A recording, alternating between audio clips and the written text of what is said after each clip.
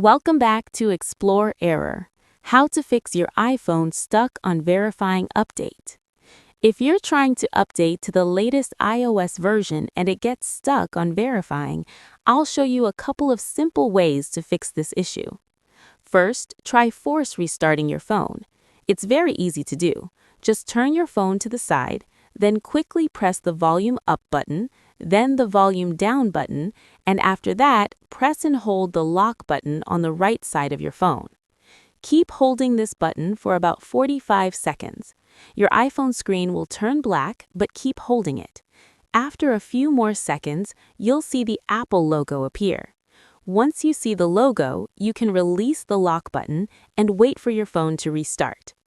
After your phone restarts, open the Settings app. Then scroll down and tap on General. Now scroll to the bottom and select Transfer or Reset iPhone. Tap on Reset and then choose Reset Network Settings. You will need to enter your iPhone passcode to confirm this step. After that, go back to the Settings page, tap on General again, and this time select Software Update. Then try to install the update again, and this should fix the verifying issue.